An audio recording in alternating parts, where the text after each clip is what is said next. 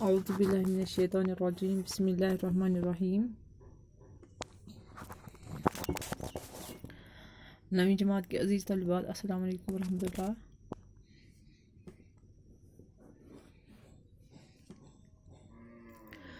عزیز طالبات، چونکہ ہم حصے غزلیات کو پڑھ رہے ہیں، ہمارا جو آج کا موضوع ہے وہ پرتپال سنگھ بیتاب کے بارے میں ہے۔ یعنی کہ آج ہم پرتپال سنگھ بیتاب کی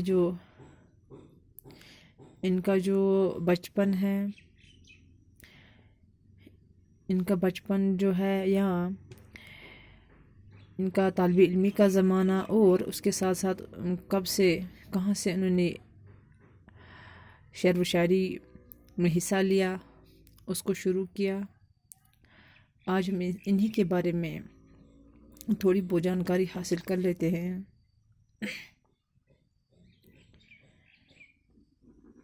پرتپال سنگھ بیتاب جو ہے یہ بھی ریاست جموں کشمیر کے ایک مہناز شاعر ہے۔ پرتپال سنگھ بیتاب کے بارے میں کہا جاتا ہے کہ یہ وہ شخصیت تھی کہ جو بچپن سے ہی اعلیٰ ذہین تھے، اور اس کو طالب علمی کے زمانے میں ہی شاعری کا بے حد شوق تھا،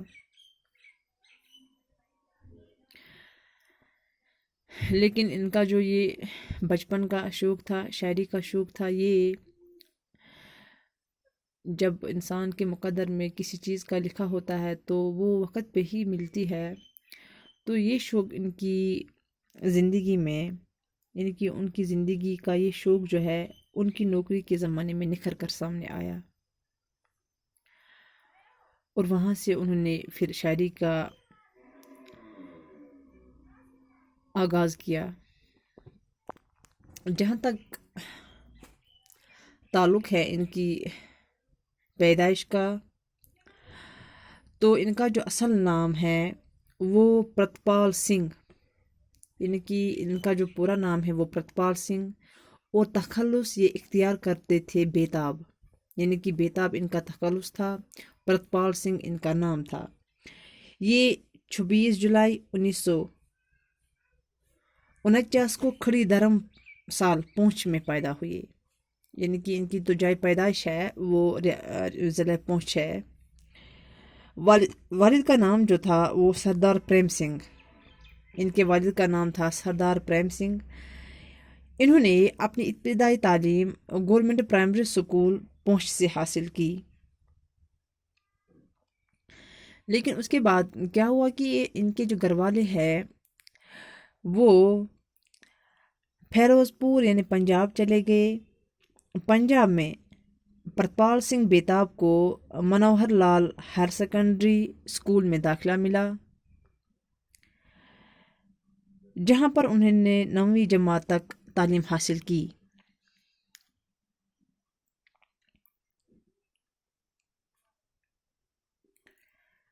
جموں واپس آنے کے بعد انہوں نے رمبیر ہائر سیکنڈری اسکول سے انٹرمیڈیٹ اور GGM سائنس کالج جموں سے BSc کے امتحانات جو ہے وہ پاس کیے۔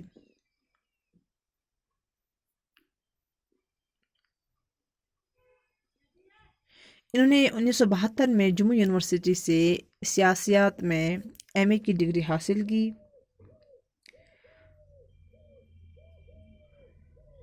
اور پھر 1975 میں LLB کا امتحان بھی انہوں نے امتیازی پوزیشن کے ساتھ حاصل کیا۔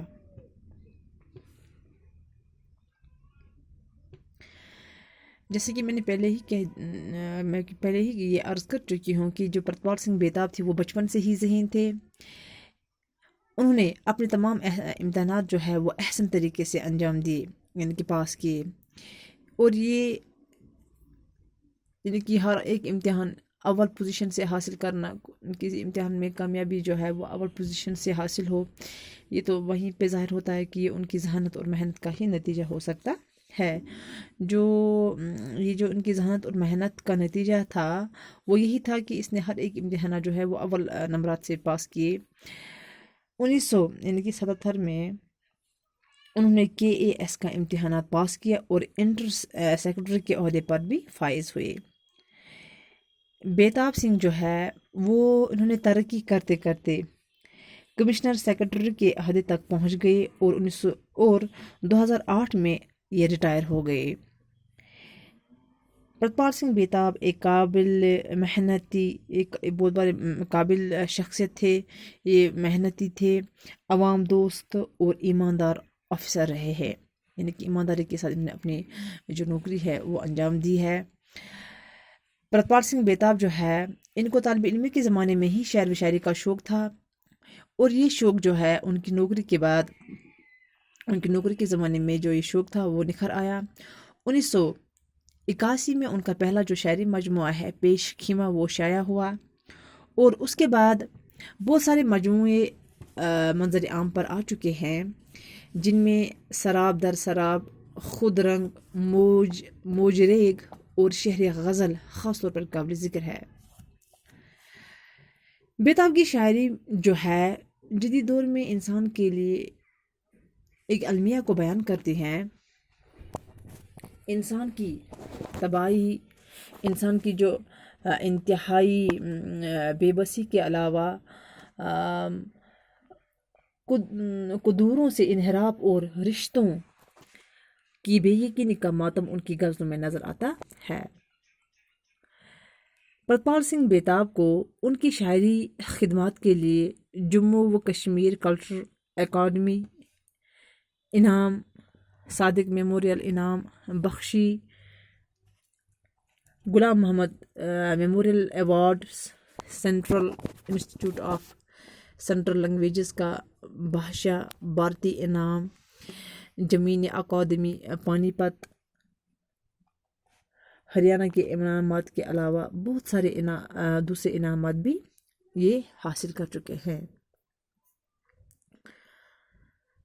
پرتپال سنگھ بیتاب جو ہے یہ آج کل جموں و کشمیر میں، یعنی کہ جموں میں یہ شعر و سخن کی محفلوں کی جان بنے ہوئے ہیں، اور دن رات گیسوئے ادب اردو کو سنوارنے میں مصروف ہے۔ اللہ تعالیٰ ان کی عمر دراز کرے اور ان کو اپنے مقصد میں کامیاب کرے، اور اس کے ساتھ ساتھ ہی انہوں نے اردو ادب کی جو راہ ہموار کی، اس میں انہوں نے ایک اہم کردار ادا کیا، یعنی کہ انہوں نے ایک اہم کردار ادا کیا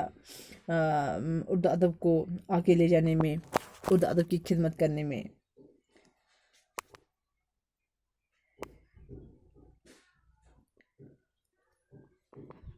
پرتپال سنگھ بیتاب جو ہے